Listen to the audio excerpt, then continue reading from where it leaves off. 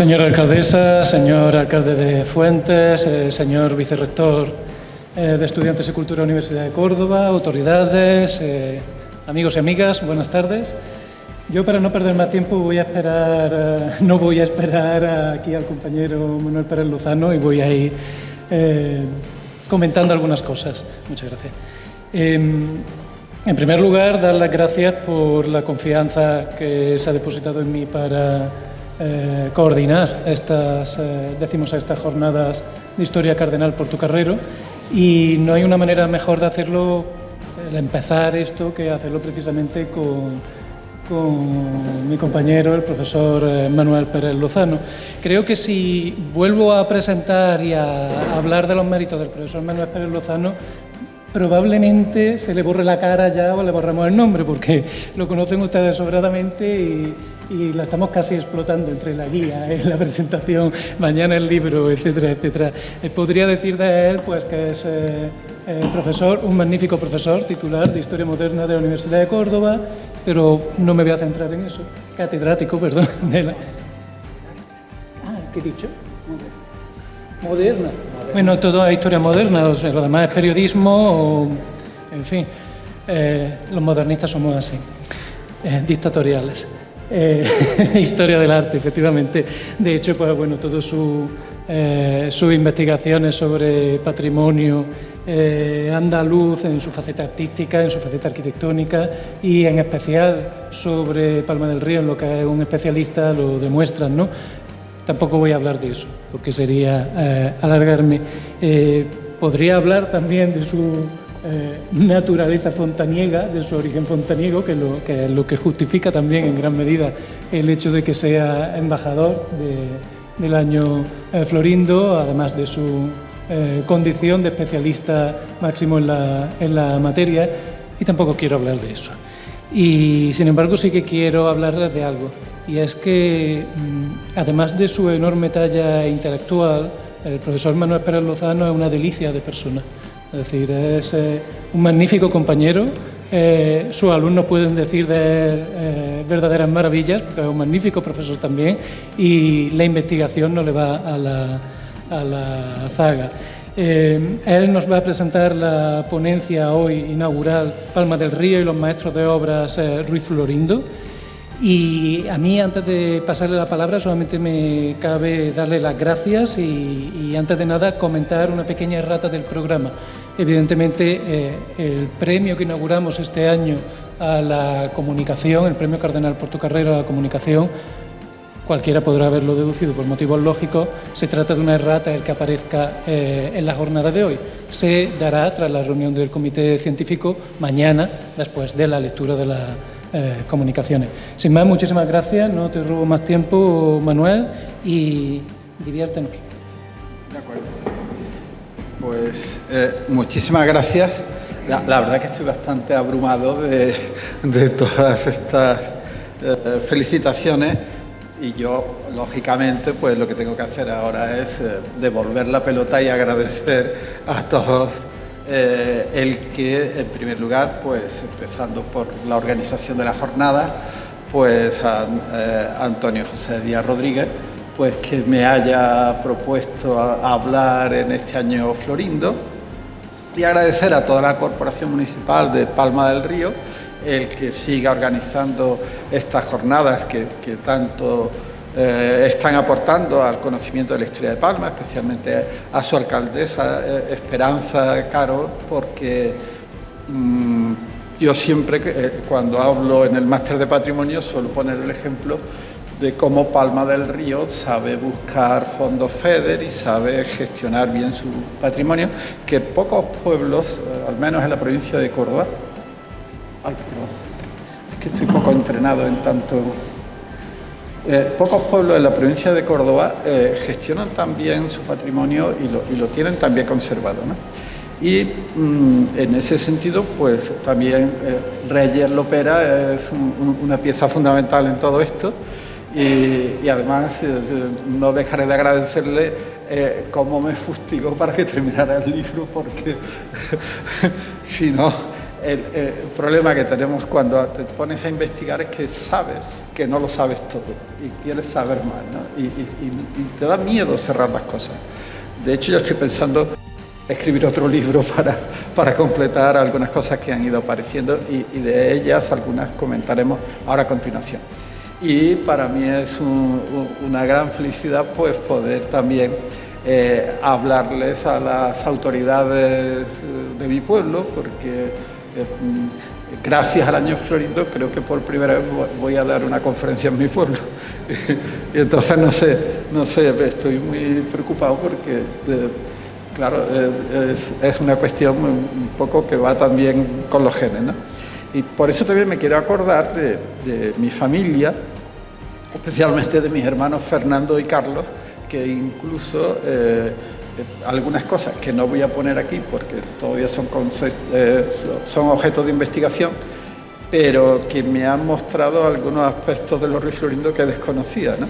Y la verdad, pues para mí es un momento muy interesante. Y también quería agradecerle a Clara Sánchez, que andará por aquí, la cantidad de horas que ha soportado de archivo.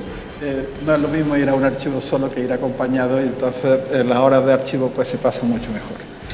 Bien, pues el motivo de que se haya elegido este tema para la conferencia inaugural es el caso de que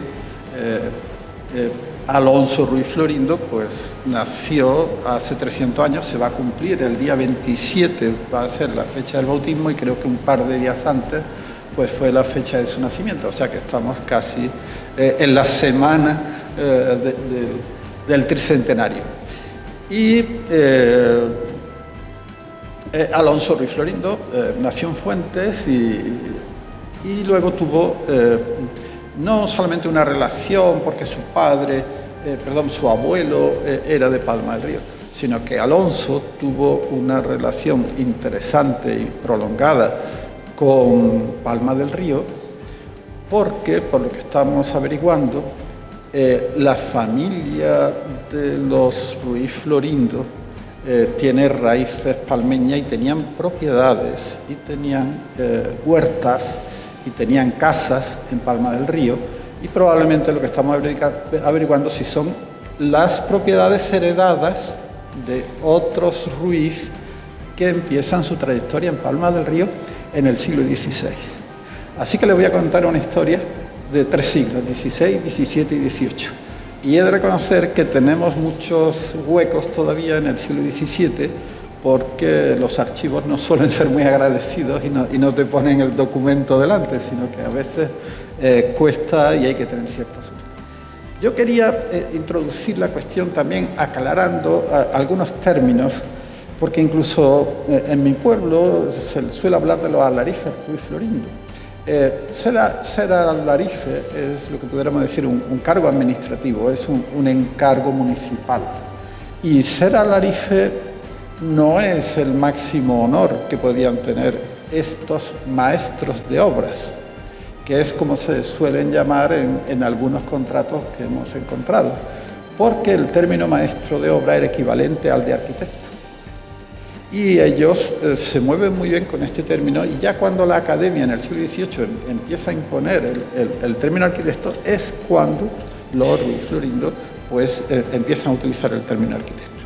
He recogido aquí las voces, los aspectos de las voces arquitecto y maestro, en el caso de maestro de obras, y el término albañil, tal como vienen en el Tesoro de la Lengua Castellana o Española, que es el primer diccionario de la lengua española que escribe Sebastián de Covarrubias y lo publica en Madrid en 1611. Lo curioso es que luego el siguiente diccionario importante que se publica, que es el Diccionario de Autoridades de la Real Academia, ya a mediados del siglo XVIII, lo que hace con respecto a estos términos referidos a la arquitectura es copiar casi literalmente lo que había dicho Covarrubias en el siglo anterior. Y por tanto, esto para mí es interesante porque cuando manejamos documentación, muchas veces los términos que se expresan en la documentación no son los mismos que utilizamos hoy. Y me he permitido Aparte de que ahí queda bastante claro que Covarrubias dice, bueno, arquitecto y maestro de obras es lo mismo, y que vulgarmente incluso a los maestros de obras se les llama arquitectos, lo he querido poner así. Y, en fin, esto probablemente muchos lo conocerán, pero ahí les pongo un esquema de cómo era la jerarquía en el gremio de construcción. Entonces, digamos, en un obispado o en un cabildo de una ciudad importante había el maestro mayor de obras. Ese es el título que utilizan los maestros de las catedrales o los maestros, que también suelen ser los mismos, que el obispado encarga para controlar los trabajos de la diócesis. Entonces, estos son los que habitualmente hemos reconocido como arquitectos. Pero ojo, estos maestros de obras tenían una función de control en la distancia. Por ejemplo, en el siglo XVI los Hernán Ruiz eran maestros de obras de la diócesis de Córdoba. Pero cuando se hacía una iglesia aquí en Palma del Río o en cualquier otro pueblo, muchas veces ellos lo que hacían era dar unas trazas, dar unas directrices y sobre todo cuadrar un presupuesto. Y se le daba a los maestros de obras locales, que eran los que ejecutaban la obra. Pero claro, el maestro de obra local tampoco era el señor que ponía las piedras o ponía los ladrillos. Eso lo hacían los canteros o los albañiles, que normalmente tenían que pasar un examen por el cual recibían el título oficial de cantero o de albañil. Y luego estaban los aprendices, que no tenían título, pero que iban a ir adquiriendo el oficio. Porque los oficios y los títulos, sobre todo los títulos más importantes, como pudiéramos decir esto, maestro de obras o arquitecto, no era un título oficial. No se expedía, no es como ahora. Pero estoy hablando de que grandes arquitectos como León Battista Alberti o Miguel Ángel nunca tuvieron un título de arquitecto. Lo que ocurre es que sabían de arquitectura y la gente les encargaba cosas. Uno de los arquitectos más importantes del siglo XVI, y sobre todo si viajan ustedes al Véneto y tal, pues verán mucha arquitectura de Palladio. Palladio se hizo famoso arquitecto porque colaboró en la traducción de un libro de Vitruvio y él hizo las láminas, y para hacer esas láminas tuvo que estudiar la arquitectura clásica, y como vieron que sabía mucho de arquitectura clásica, pues los nobles y los clérigos y tal empezaron a encargarle iglesias y empezaron a encargarle villas y palacios, pero no había un nombramiento como tal. Lo digo porque a veces pues tenemos una mentalidad y hay que pensar un poco en el horizonte de expectativas de la antigüedad para entenderlo. Lo cual quiere decir que a efectos de lo que nosotros pensamos que es arquitecto, el título sería maestros de obras. Y yo honraría más a los Ruiz Florindo llamándolos maestros de obras que llamándolos alarifes, porque los alarifes podían ser albañiles normales y corrientes. Y a veces nos encontramos con alarifes que no saben firmar.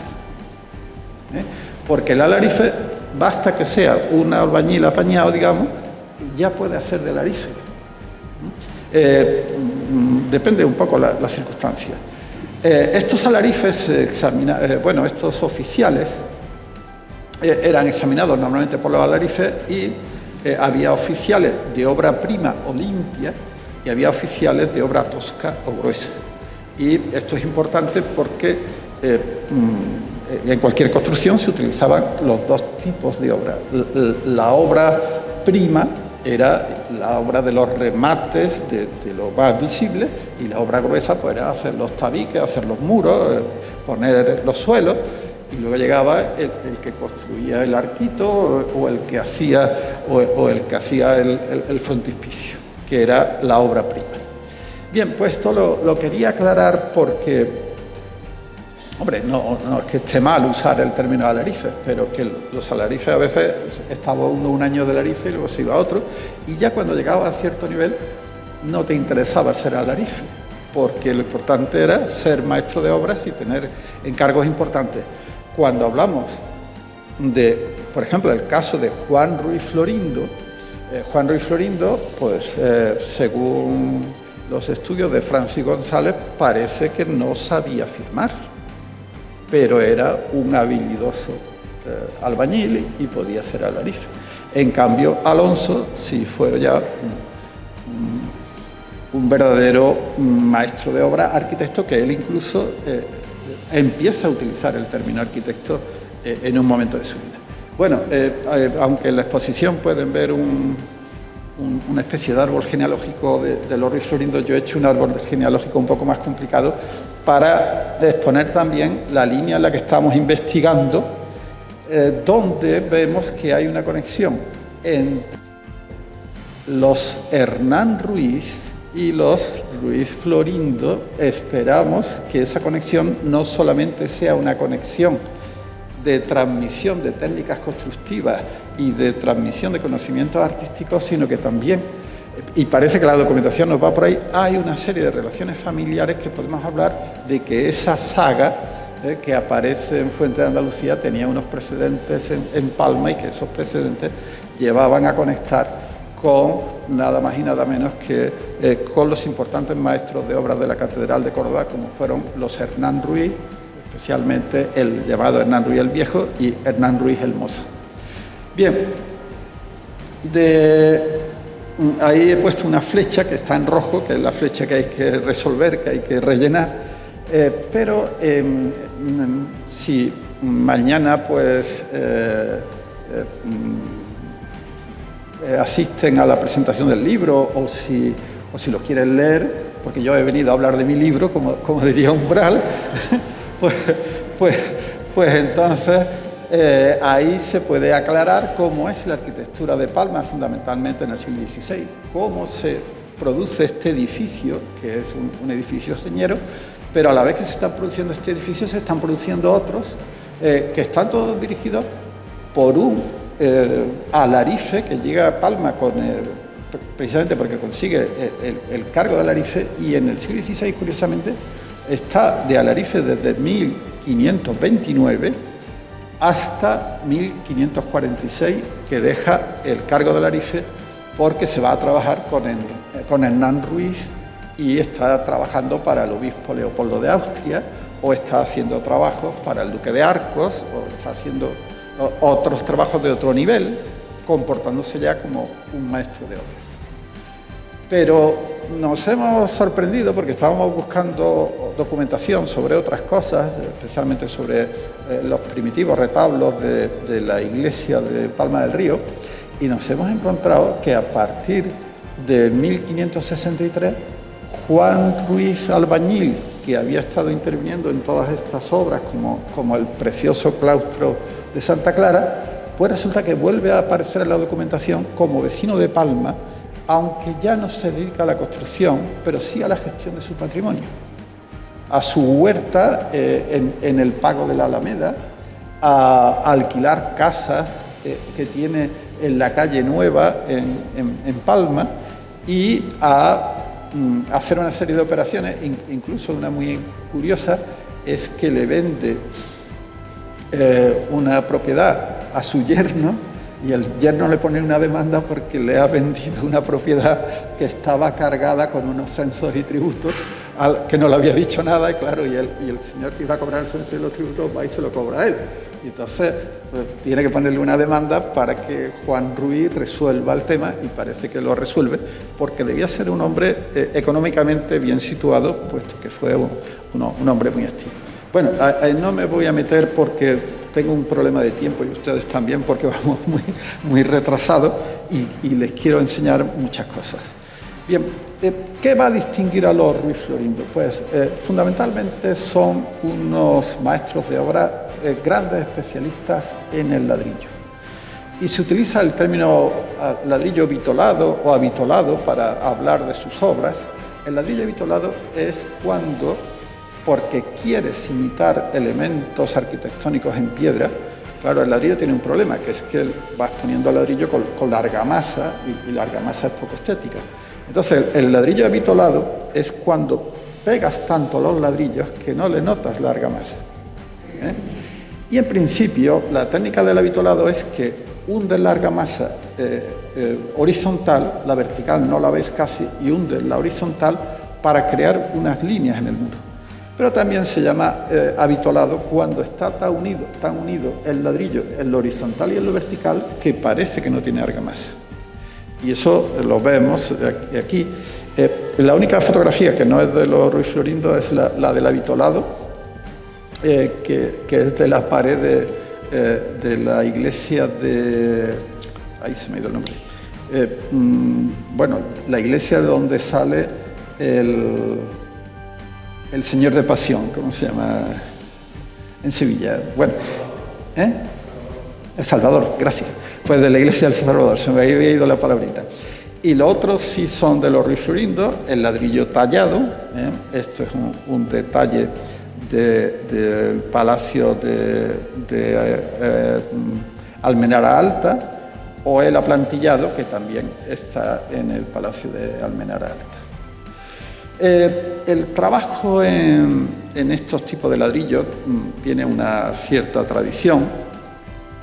Y en Sevilla incluso hay un sitio que me llama mucho la atención porque tiene parecido con algunas cosas que se hacen en Palma, como es una casa que se considera de comienzo del siglo XVI, la Casa del Rey Moro de Sevilla, donde se hacen columnas torsas en ladrillo y se hacen algunas columnas como esta que muestro aquí en la foto a la derecha, donde tenemos el típico pilar mudéjar, pero a la derecha se ha hecho una reformita y se ha utilizado una pilastra que es una semicolumna que está hecha con la misma técnica que se hace el patio de Santa Clara, con los ladrillos semicirculares. Y también, pues, en fin, es una columna clásica, y después de estar recorriéndome prácticamente media Andalucía, este es el único ejemplo que he encontrado que se parece un poco a lo que se hace en Palma del Río, que es bastante más complejo, como vamos a ver. En Écija hay muy buena arquitectura en el ladrillo avitolado y el ladrillo tallado, y sobre todo el ladrillo aplantillado, que es quizás la técnica mejor. Pero a la derecha les pongo, los que han estado en el paseo lo han visto, el lugar donde creo que por primera vez, bajo la supervisión del gran maestro de obras de la Catedral de Córdoba, Hernán Ruiz el Viejo, un joven, Juan Ruiz, albañil, que llega a Palma en 1529 y que lo encontramos trabajando en la construcción de la iglesia del Hospital de San Sebastián, dirige una obra. Incluso tenemos documentado que el Cabildo Municipal, que eran los patronos del Hospital de San Sebastián, comisiona a Juan Ruiz para que vaya a Sevilla a comprar azulejos para terminar la decoración de la iglesia de San Sebastián. Y entonces estos azulejos se van incorporando tanto a esta magnífica ventana como bueno, aquí tenemos una ventana de Hernán Ruiz I en el Palacio de los Páez de Quijano, que es actualmente el Museo Arqueológico de Córdoba, obra de Hernán Ruiz I con colaboración de Hernán Ruiz II, y a la derecha tenemos la de Palma del Río. O aquí tenemos también de esa iglesia la portada en la que se vuelven a integrar azulejos sevillanos, que por las fechas estamos hablando, como digo, de 1534. Luego Juan Ruiz va incorporando una estética más vinculada al Renacimiento italiano y va construyendo una serie de patios, como puede ser este de San Sebastián, o lo que también tenemos documentada de una panda de arcos en Santo Domingo. Y estos arcos están documentados, lo mismo que también tenemos documentado cómo el Cabildo le encarga que pasada la feria del año 1541 se derribe las viejas casas del Cabildo porque hay que construir una alhóndiga. Y entonces se construye este edificio que tiene, mientras el Cabildo se ha quedado sin casa, pues este edificio se utiliza de alhóndiga en la planta baja y de Cabildo en la planta baja. Cuando la condesa viuda en 1576 compra un terreno en el otro lado de la plaza, en la zona del Altozano, para hacer las casas del Cabildo y la cárcel, que estaban en el lugar donde ahora sigue estando el ayuntamiento, pues entonces lo que hacen los condes es quedarse con los balcones de arriba y unirlos al palacio, para tener más acceso a la plaza. Y ahí, aunque es obra en gran parte, una obra tosca, hay algunos detalles como en las pilastras de arriba, donde vemos ya el ladrillo avitolado y vemos también el ladrillo tallado, aunque son en pequeños detalles. Como está documentado que Juan Ruiz, ya trabajando con Hernán Ruiz II, hace los diseños del campanario del convento del Castillo de la Mota en Marchena, a partir de ahí yo le atribuí que previamente a eso probablemente era el autor del campanario del monasterio de los franciscanos, que se crea en 1518, pero cuya construcción pues, se va haciendo más o menos a mediados del siglo XVI, aunque de esta obra del siglo XVI lo único que nos queda es el campanario. Dirán ustedes, bueno, se parece muy poco. Es que los azulejos de San Francisco se han caído. Lo mismo que también hay pérdida de azulejos en la torre de Marchena, pero esos rectángulos de azulejos lo pueden intuir porque se ven las líneas de la argamasa que pegaba a los azulejos. Bien, de todas formas, donde va a dar el do de pecho, y vuelvo a hablar de mi libro, es en Santa Clara, donde pues Juan Ruiz prácticamente, una vez que ha terminado de construir la iglesia de San Sebastián, pues empieza a hacer obras de relativa importancia en Santa Clara, hasta que las monjas, que se han hecho con 8 casas que cogen toda la manzana, gran parte de ellas provienen de la donación que le hace Juan Manosalva, fundador del convento. Luego ellas compran y permutan otras y se quedan con toda la manzana. Y en 1541 está perfectamente documentada que contratan con un albañil que se llama Luis Venegas, que luego tiene bastante amistad con Juan Ruiz, la demolición de las casas para hacer un patio y unas dependencias nuevas del convento. Y entonces, pues, ese es el punto de arranque para la construcción del magnífico claustro de Santa Clara, que se construye entre 1541 y 1547 la planta baja y solo un ala de la planta de arriba. Aquí tienen el claustro de Santa Clara, donde pueden ver que hay unas columnas, de las que hablaremos ahora, y a la derecha tienen unos arcos escarzanos simplemente sobre pilares. Eso es lo único que se construye del piso de arriba hasta 1547.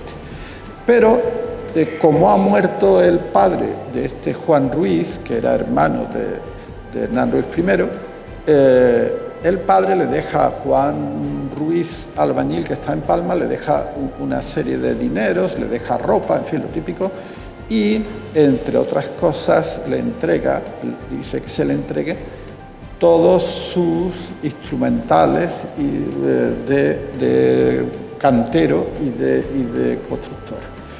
Y además dice a su hermano que se le dé trabajo.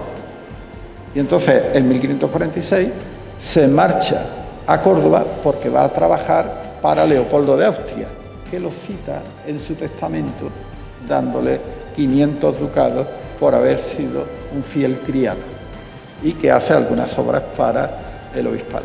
Bueno, aquí tenemos un patio muy conocido, el del Palacio de Oribe o Casa de los Villalones en Córdoba, que es de los Hernán Ruiz y que tiene un aire de familia, salvo que aquí se están utilizando columnas de piedra, y en Palma lo que se hacen es unas originalísimas columnas de ladrillo. Columnas de ladrillo que requieren este trabajo de ladrillo aplantillado, porque yo he llegado a contar, me parece que son 12 moldes diferentes para poder hacer tanto el capitel como el cimacio y la basa, que también requiere moldes diferentes.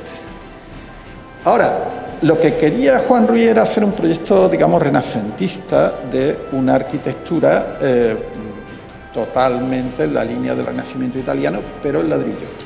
¿Qué ocurre? Que cuando Juan Ruiz se marcha, pues los albañiles, los alarifes que se quedan al frente de la obra, son del barrio, que equivale a decir que son moriscos, y dicen, volvamos a nuestras tradiciones, y se les ocurre pues hacer un cimacio donde introducen mocárabes, que es un elemento típico de la arquitectura islámica. Pero el proyecto que está manejando Juan Ruiz es conforme a los estudios al libro de arquitectura de Hernán Ruiz II, que hace unos diseños de capiteles, y que ahí tienen la página a la izquierda y a la derecha tienen la unión del capitel que tienen en la parte superior derecha de la hoja, como es el modelo de los capiteles que se están haciendo en ladrillo en Palma del Río. Pero eso, la vena, la evocación de las técnicas islámicas y tal, lleva a que de pronto dice, oye, vamos a hacer un cimacio como si fuera la Alhambra de Granada, que por cierto es el único sitio donde encontramos estos cimacios con almocárabes. Pero no solamente hacen cimacios, sino que empiezan a tallar los capiteles y van introduciendo cabecitas y van introduciendo elementos. Aquí tenemos este capitel que hay gente que dice que es el de una monja, porque parece una mujer con la cabeza cubierta. Y claro, esto ya se está saliendo de la estética del Renacimiento y está creando una estética absolutamente original de Palma del Río. Bien, como digo, tenemos recogido a Juan Ruiz, ahí tienen sus firmas, cuando trabaja de albañil, firma Juan Ruiz albañil, y a partir de los años 70 lo hemos recogido desde hasta el último documento que tenemos es de 1575, que ya hace una firma muy temblorosa y que probablemente ya estamos buscando el testamento o alguna referencia, porque, entre otras cosas, cuando él llega en 1529 para ser alarife, ya debía ser mayor de 25 años, porque si no, no podía firmar como firma documento. Y si en 1529 al menos tenía 25 años, pues estamos pensando que en los años 70, en el 75 debe andar por 70 o 70 y tantos años, y ya se ve que está jubilado y que lo que está es cuidando de lo que podríamos decir su patrimonio.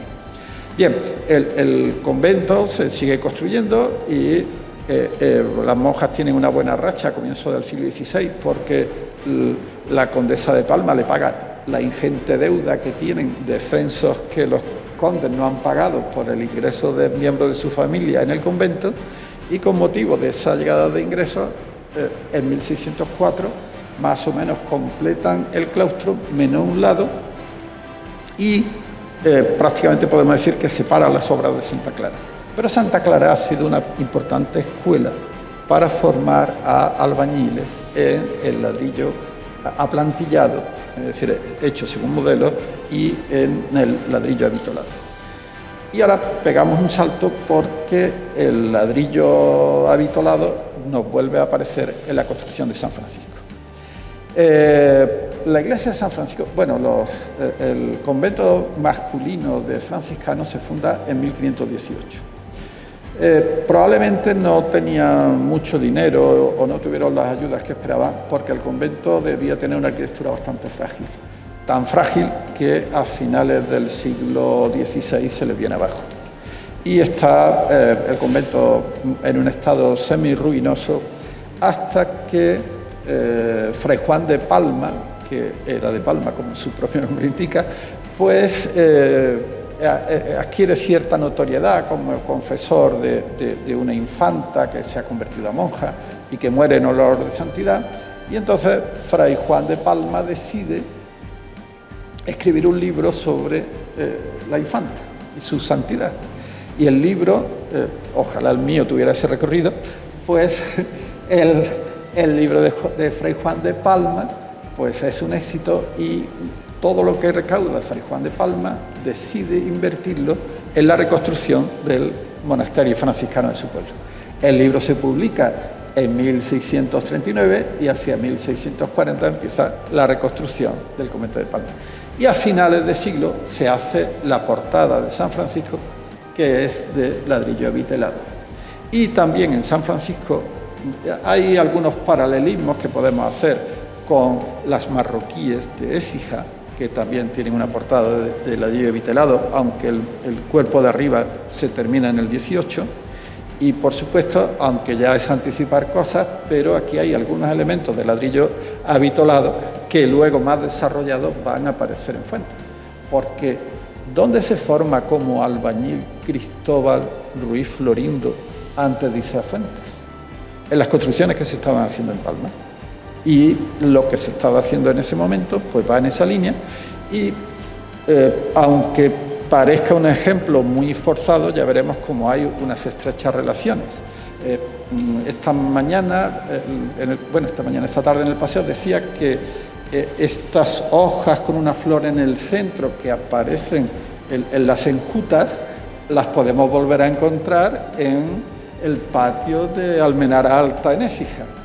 Y estamos hablando de casi, por lo menos, unos 70 años de diferencia entre una obra y otra. También hay unas cartelas muy interesantes en el ladrillo aplantillado, como esta cartela que tiene una indicación de cuando se erige la capilla de los Reyes en San Francisco. Y, en fin, hay muchos detallitos de ladrillo aplantillado en estas cosas, ¿no? Aquí, lamentablemente, hizo este camarín a expensas de las limosnas que se recoge, y pone et conde et pueblo, la solicitud del o abarro, que puede ser, como bien decía el profesor Díaz, puede ser navarro. Estas están repetidas. Y nos pasamos a Fuente Andalucía. ¿Qué es lo que están haciendo? ¿Qué es lo que está haciendo Cristóbal o esta gente en Fuente? Pues me ha llamado mucho la atención que lo más antiguo que se ha conservado de la obra vieja de San Francisco es una portada lateral, que me llamó mucho la atención la similitud entre esa portada lateral y la de la ermita del Calvario. Técnicamente es la misma técnica constructiva, la construcción del arco, las pilastras y sobre todo ese frontón curvo con el círculo en medio. Y aunque en Fuentes la cartela que tiene la ermita del Calvario sitúa la fecha bastante más tarde, creo que la fecha se ha puesto por el retablo, no por la arquitectura, porque la arquitectura es bastante más simple. Y vamos a ir haciendo similitudes para que se vea que lo que se estaba haciendo en Palma del Río redunda en Fuentes. Aquí tenemos estos ojos de buey, el de la izquierda es de la iglesia de San Francisco, y un poco más tosco tenemos el de la derecha, que está en la iglesia de San José en Fuentes de Andalucía.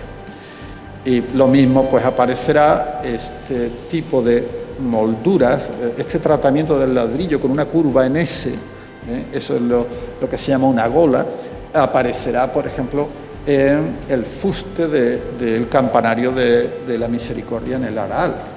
Perdón porque voy muy lanzado y tal, pero es que en Palma del Río hay unas ménsulas con gotas que se hablaba de lo característico que era esto, los Ruiz Florindo. Ahí les he puesto una ménsula que hay en el interior de la iglesia, de la casa de las Mercedarias en Fuentes, y como esas, si se le quitara los distintos repintes de cal, pues veríamos que es una ménsula semejante. Pero San Francisco está hecho a finales del siglo XVII, comienzo del XVIII. Pero está aportando cosas que los Ruiz Florindo van a empezar a hacer en Fuentes. No sé por qué hay alguna diapositiva. Bien, así más fácil de documentar del primer importante Ruiz Florindo, Juan Ruiz Florindo, es que, y esto Francis González lo sabe, hay una serie de años, los años 20, donde Juan Ruiz Florindo solamente consta que van naciendo sus hijos, pero no parece hacer nada en Fuentes. Es que en esos años está aquí en Pamplona y está haciendo esto. Está haciendo la portada de la ermita del Buen Suceso, que la fecha es 1725.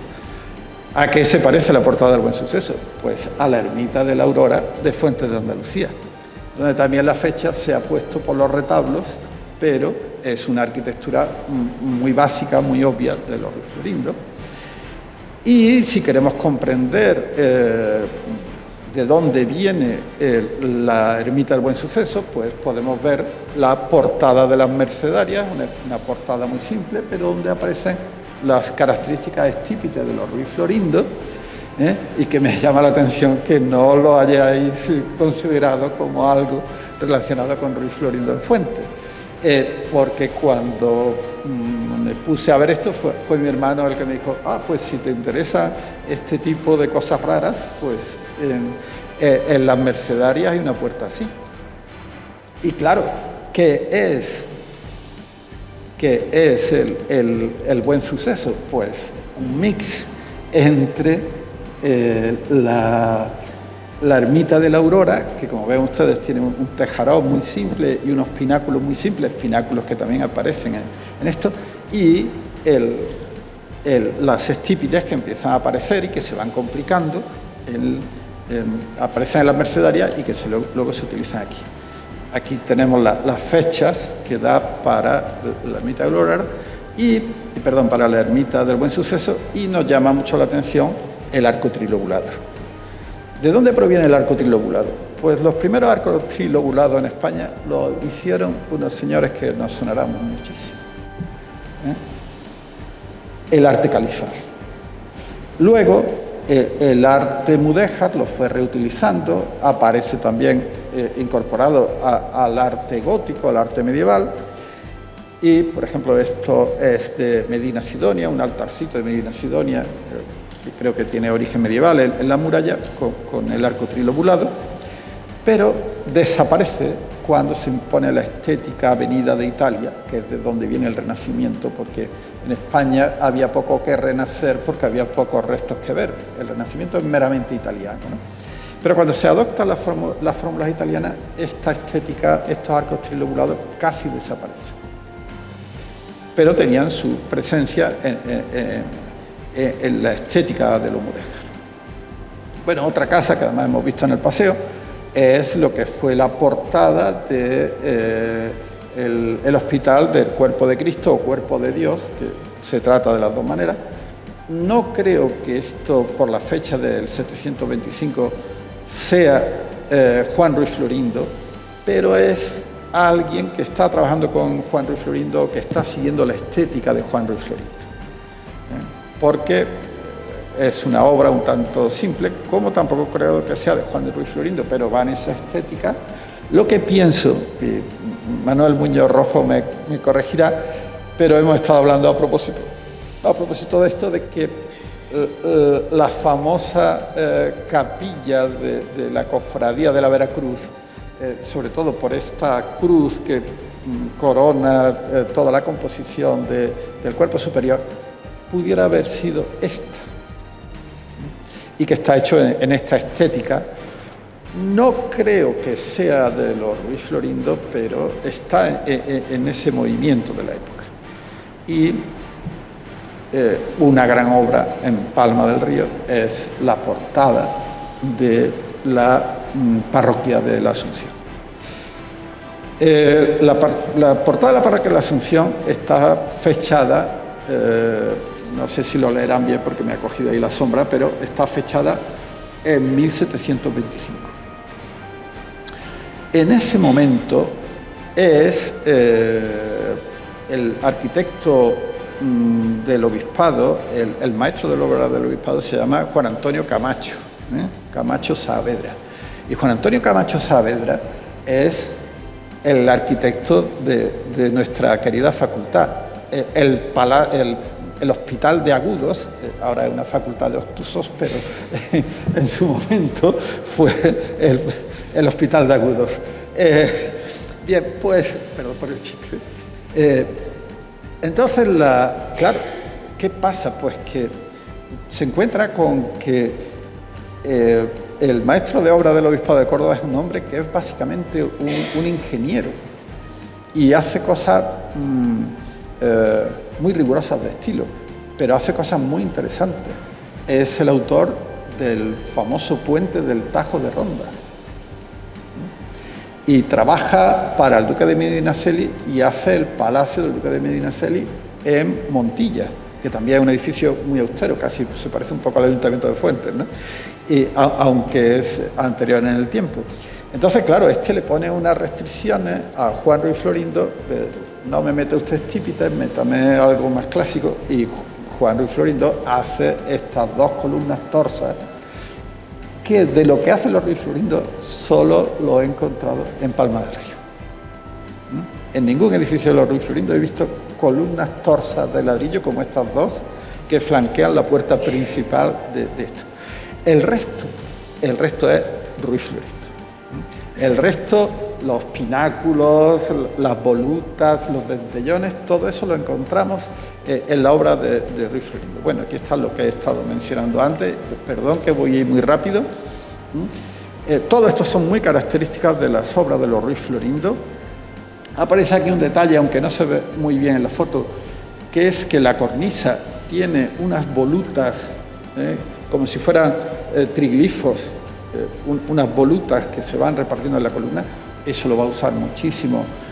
Luego, curiosamente, aparece aquí, y Juan Ruiz Florindo en Fuentes casi no lo hace, pero su hijo Alonso lo hará muchísimo. Y, en fin, esta obra no me quiero detener en ella. En el paseo llamaba la atención sobre las cartelas laterales de la fachada, que son típicas del ladrillo aplantillado que trabajan los Ruiz Florindo, y que yo cuando la vi por primera vez dije, uy, esto es Alonso. Lo que pasa es que me llama la atención que sea Alonso porque, en principio, con la fecha que tiene la portada. Ahora bien, ya veremos que a lo mejor Alonso pudo haber hecho algún refuerzo, lo que fuera, y haber hecho esta decoración. A ver lo que arroja la documentación. Pero estamos en 1725 y se está haciendo esto. Y, curiosamente, están trabajando en la parroquia. Al lado está el convento de Santa Clara, y el convento de Santa Clara tenía el lado norte del patio sin hacer. Como se hace la iglesia, se hace un replanteamiento de la calle, las monjas tienen que hacer una fachada a la calle, y en ese momento deciden poner también un pórtico de columna en el lado norte del patio.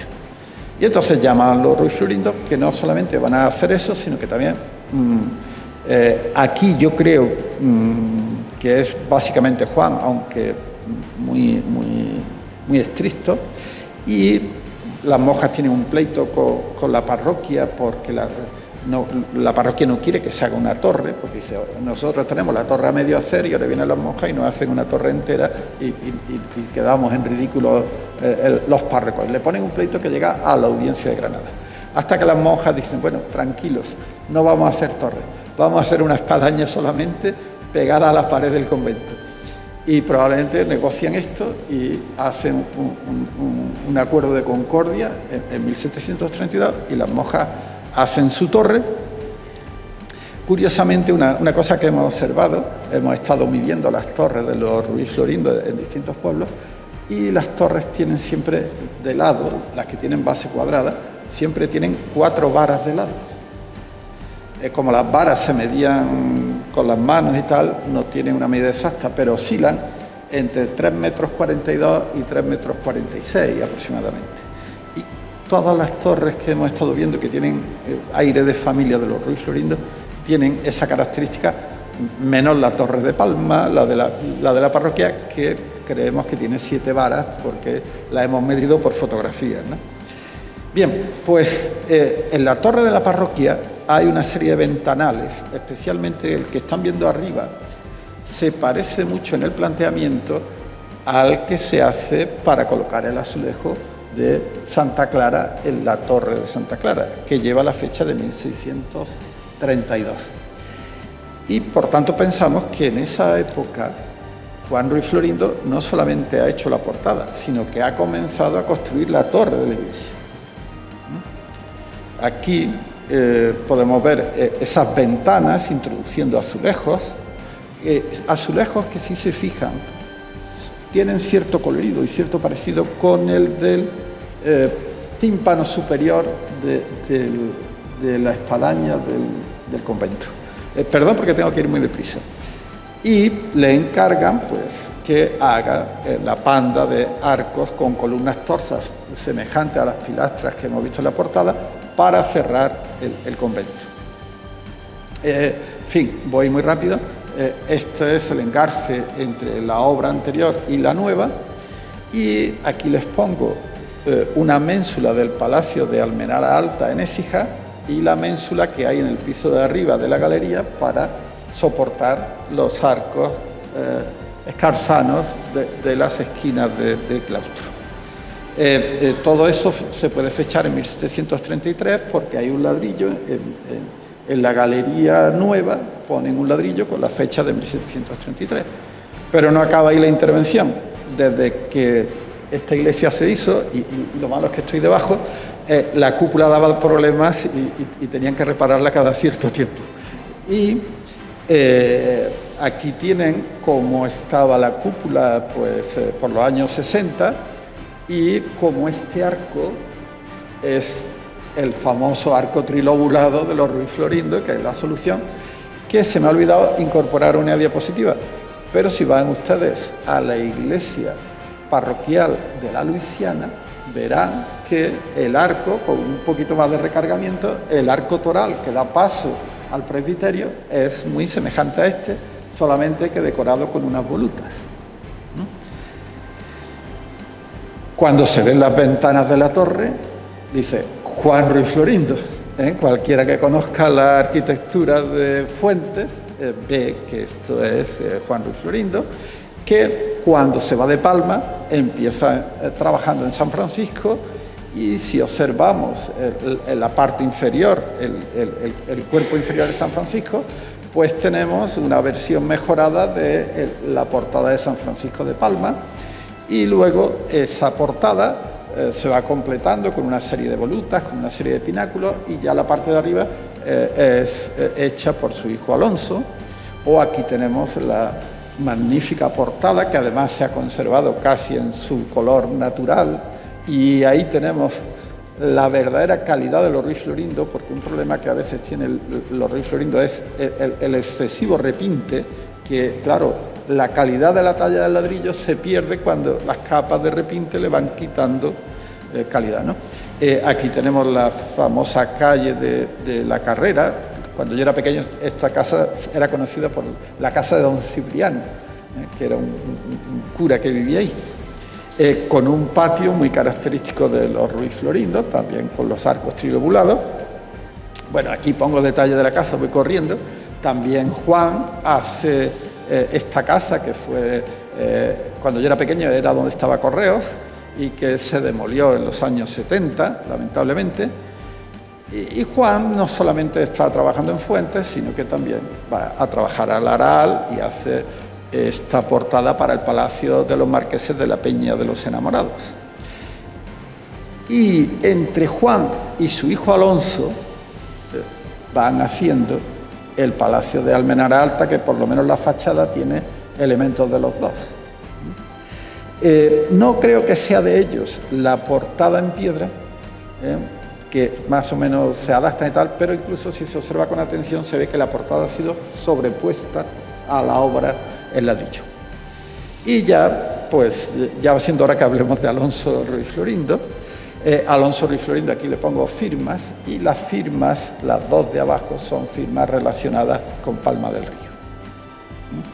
Una puede que, como ya hablábamos en su día, puede que sea apócrifa porque es la copia de un plano, y probablemente el que copia el plano se inventa la firma. La otra creo que es original y nos habla de Alonso vinculado a Palma del Río. Y luego la famosa firma del arco toral de la parroquia de Fuentes, donde pues cuenta eso, que se produjo el terremoto de Lisboa el 1 de noviembre de 1755. Gracias al terremoto de Lisboa, Alonso trabajó una barbaridad. El padre lamentablemente se muere al año siguiente, no como causa del terremoto, pero el hijo pues se encuentra con que se han caído tanto edificios religiosos como civiles y de particulares, que de pronto tienen una demanda tremenda y se pone a producir. Y va a crear un estilo muy suyo. Pero ojo, la mente humana no puede crear de la nada. Nosotros creamos estableciendo relaciones con cosas y creamos cosas nuevas mezclando cosas conocidas. Alonso va a ser muy creativo, muy original. Yo diría que es un auténtico artista creador, pero tiene sus fuentes de inspiración. Poco se ha hablado de esto, de la influencia que tienen los tratados de arquitectura en estos arquitectos, pero Alonso, cuando está trabajando en la diócesis de Sevilla, está bajo la tutela del maestro mayor de obras del Obispado de Sevilla, que en esa época es Leonardo de Figueroa, y miembros de la familia de los Figueroa pues van siendo maestros mayores de Sevilla durante bastante tiempo. Y ya Leonardo de Figueroa, cuando hace el famoso Palacio de San Telmo, sede de la Junta de Andalucía, sede de los Montpensier en su tiempo, pues ya el profesor Teodoro Falco había encontrado que algunos elementos arquitectónicos habían salido del famoso tratado de arquitectura de Wendell Dieterling. Wendell Dieterling es un arquitecto, es un grabador alemán de finales del siglo XVI, que en el año 1558 publica un fantástico, yo diría casi surrealista, tratado de arquitectura. Y en ese tratado de arquitectura nos encontramos láminas como estas, que le sirven de inspiración a los Figueroa, que le sirven de inspiración y que le pueden servir de inspiración a los Ruiz Florindo. Ahí les pongo uno de los estípites para mí la obra más refinada y más recargada de los Ruiz Florindo es el Palacio de Almenara Alta, que ahora comentaré, y que creo que hay una gran influencia en estos estípites con los que aparecen en la obra de Wendell Dieterling, lo cual pues quiere decir que intentan estar un poco a la moda. Desde luego, para conocer bien a los Ruiz Florindo, no hace falta que les diga que hay que visitar Fuentes de Andalucía, porque siempre que queramos hablar de los Ruiz Florindo tenemos que hacerlo con referencia a la gran producción, y además en Fuentes está todo muy cerca y se puede visitar muy bien. No me voy a parar en comentar los elementos, pero Alonso da un paso más y todo se llena de movimiento y todo se llena de elementos y lo curioso es que siendo tan creativo y haciendo obras tan originales, nunca cogen y algo que han logrado en una obra lo repiten en la siguiente.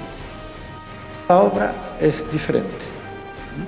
Bueno, podemos ver eso, un aire de familia, pero no hay dos elementos iguales, salvo las volutas que le encantan a Alonso. Bueno, estas son las obras de Fuentes, que no me voy a parar mucho en ellas, pero Alonso, precisamente como consecuencia del terremoto de Lisboa, se va a hacer un experto restaurador o constructor de torres. Y lo primero lo hará en su pueblo, una torre que había quedado inconclusa y dañada por el terremoto de Lisboa.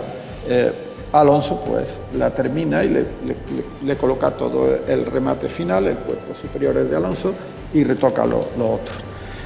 La torre de Fuentes restaurada es una preciosidad. Yo desde que era niño nunca había visto la torre tan bonita que tenía en la iglesia de mi pueblo. Y empieza a recibir encargos como la Torre de la Misericordia en Aral. Y la Torre de la Misericordia en Aral ya nos va oliendo algo a lo que Alonso va a hacer en Palma del Río. También hay algunas torres de Écija, donde podemos ver la huella de los Ruiz Florindo. Esta es la torre de la iglesia, no tengo aquí apuntado la torre de la iglesia de... ¿cómo se llama esta? Bueno, San Juan, la del... Sí, pero me refiero a la de la izquierda. La de San Juan, sí, la recuerdo perfectamente. Bien, el modelo de Alonso Ruiz Florindo es para trabajar en Palma, va a ser la Torre de San Juan. La Torre de San Juan se había terminado hacía unos años y tuvo que ser también retocada. Y Alonso está trabajando en Écija, está haciendo la portada esta que ha quedado de una casa en la calle Agua Abajo, está haciendo Almenara Alta, aquí tienen detalles del magnífico patio de Almenara Alta, y llega el momento que hablemos de la Torre de Palma del Río. Bien, ¿cómo estaba la Torre de Palma del Río después del terremoto de Lisboa y después de que en 1764 se había hundido la bóveda de la parroquia? No el crucero, no la cabecera, sino la larga bóveda se había hundido. Pero la torre se había quedado intacta. Es decir, la torre estaba bien construida ahí y no sufrió nada por el terremoto de Lisboa. Ya estamos en la provincia de Córdoba y la onda del terremoto llegó más suavizada, obviamente. Bien, haciendo un poquito de píxeles, usando un poquito de píxeles, les voy a mostrar cómo estaba el grado de construcción de la torre de la parroquia hacia 1764. Esto era lo que había hecho Juan Ruiz Florindo. Lo demás estaba sin construir. Y cuando también verán que falta toda la cubierta porque he hundido la iglesia como estaba en 1664. Pero la portada quedó incolume. Entonces, en ese momento, es maestro mayor de obras del Obispado de Córdoba, Francisco Aguilar Ríos Arriaga. Y entonces Francisco Aguilar Ríos Arriaga empieza a preparar el presupuesto y las condiciones para la restauración de la iglesia. Y temeroso de que la torre pudiera sufrir, sobre todo por la inclemencia del tiempo, puesto que estaba inconclusa, en el año 1770 presenta las condiciones para los alarifes que quieran concursar y para la reconstrucción de la nave de la iglesia, pues se presentan los alarifes que en ese momento trabajaban en Palma del Río. Y se empieza la reconstrucción de la iglesia. Pero la torre dice, no, la torre que se quede como está. Lo que vamos a presupuestar para la torre es un chapitel. Y da más o menos las medidas del chapitel y el presupuesto, 18.000 reales. Evidentemente, no sé cómo hubiera sido el proyecto, pero les voy a poner un chapitel de otra iglesia en Palma del Río. Esto es lo que hubiéramos ustedes tenido si el proyecto de Ríos Arriaza se hubiera llevado a efecto. Y probablemente la torre de Peñaflor hubiera sido más alta que la de Palma del Río. Bien, ese curiosamente es el problema, que el párroco de la parroquia de la Asunción dice que no se puede hacer eso en la torre, que la torre tiene que ser como lo quiere el pueblo y que el pueblo tiene dinero para terminar la torre, que tiene dinero para hacer la reparación de la nave, pero que la torre no puede dejar de hacerse. De todas formas, el obispo le manda una carta diciendo, oigan, que no, dinero del obispado no se pueden gastar en esto. Si usted quiere hacer la torre, la hace por su cuenta. Y hay un tira y afloja que refleja muy bien todos los despachos ordinarios referidos a Palma, hasta que el párroco consigue salirse con la suya. Y entonces es cuando viene a Palma del Río Alonso Ruiz Florindo, que más o menos está en Palma del Río hacia 1775, hasta 1780 aproximadamente.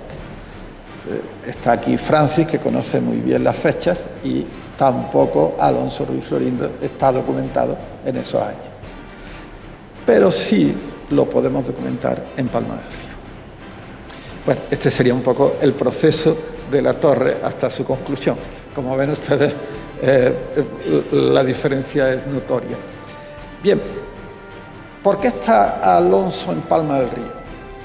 Porque le han consultado y él ha hecho un plano indicando dónde se debe construir el nuevo puente que se va a hacer sobre el Genil. Dirán ustedes, ¿qué puente es? No, no llegó a hacerse. Pero empieza unos trabajos donde está muy interesado el Cabildo Municipal en que se construya el puente para tener una buena comunicación con Écija, con La Campana, con la Luisiana, porque había que cruzar el Genil. Y los puentes de tabla se los llevaba al Genil. La zona en rojo es los pilares sobre los que se construía el puente en tabla, y Alonso inteligentemente dice, bueno, es que lo que hay que hacer es construir por encima de la Azuda, porque la Azuda frena la fuerza del río. Y en cambio, después de la Azuda, el río lo que lleva es mucha fuerza y se lleva los puentes. Porque si retiene el agua en la Azuda, luego lo que hace es coger más fuerza el agua. Bueno, aquí no voy a pararme a leer todos estos detalles. Lo que pasa es que el proyecto de puentes se le encarga a Manuel Godoy, un arquitecto vallisoletano que tiene su oficina en Jaén y que diseña el nuevo puente para que el duque de Híjar, que vive en Madrid o en Zaragoza, conociera los proyectos. Se hace una copia y esta copia está fechada, las dos copias están fechadas en 1779, luego Alonso, 1, 2 o 3 años antes, ha hecho la propuesta de por dónde debe ir el puente. Pero hay otro documento también muy interesante, y es que Alonso va a Marchena a informar sobre las obras del Colegio de Santa Isabel. Aquí tienen este documento que está en el Archivo Histórico Nacional. En una documentación sobre la conversión del Colegio de los Jesuitas en Colegio de Niñas Huérfanas de Santa Isabel. Y creo que, no sé si lo podrán leer, pero se lo leo yo. Alonso Ruiz Florindo, vecino de la villa de Palma de Andalucía y residente en la de Fuentes, trabajando en obra de la iglesia parroquial. Es decir, soy vecino de Palma del Río, pero estoy trabajando unas cositas en la parroquia de Fuentes. Como maestro arquitecto examinado, dice, yo ya he pasado el examen de arquitecto y soy oficialmente arquitecto reconocido por la Academia. Certifico que a instancia de don Nicolás Díez de la Cortina, presbítero vecino de esta de Marchena, pase a ella a fin de reconocer el Colegio de Santa Isabel. Total. Lo interesante es que él aquí se está declarando que es vecino de Palma del Río y está haciendo el proyecto del puente. ¿Y qué hace Alonso Ruiz Florindo, vecino de Palma del Río? Pues eso, que la familia tiene aquí propiedades y que aquí tiene un trabajo muy interesante que hacer. Y bueno, aquí tiene el final del documento con su firma y la fecha del 15 de noviembre de 1778. ¿Y qué es lo que va a hacer en Fuentes? Está claro, el estilo del campanario de Palma es Alonso Ruiz Florindo.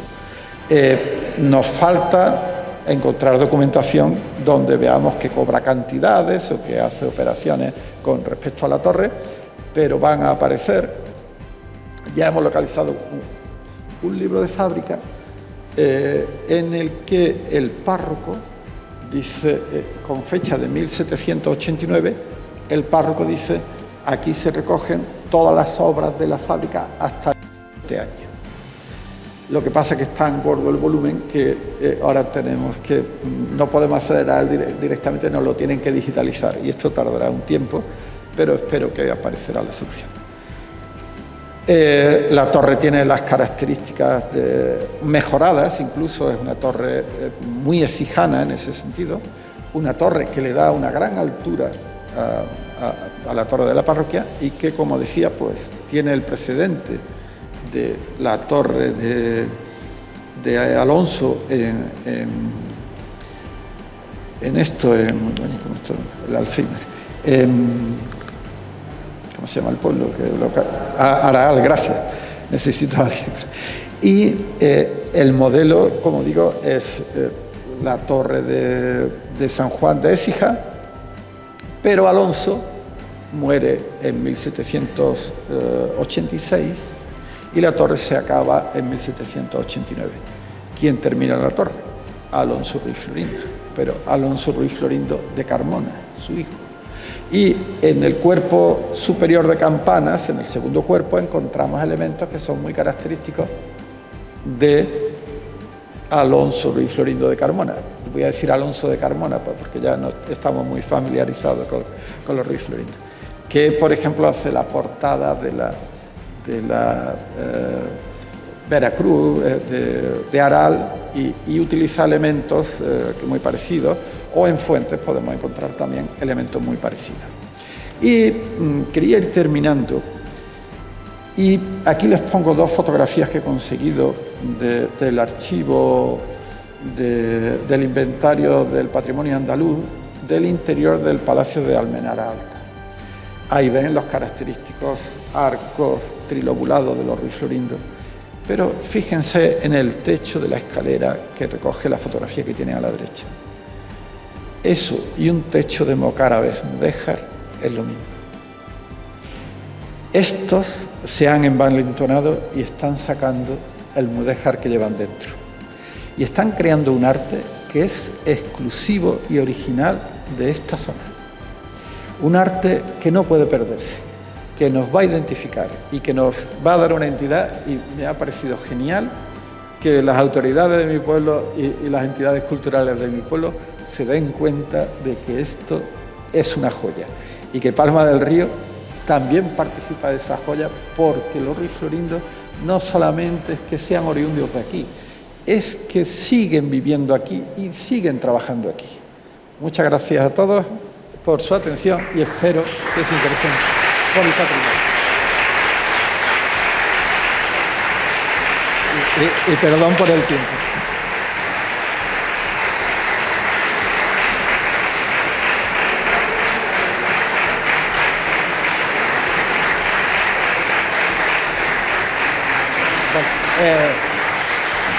El aplauso para los Ruiz Florindo, que si no, no estaríamos aquí.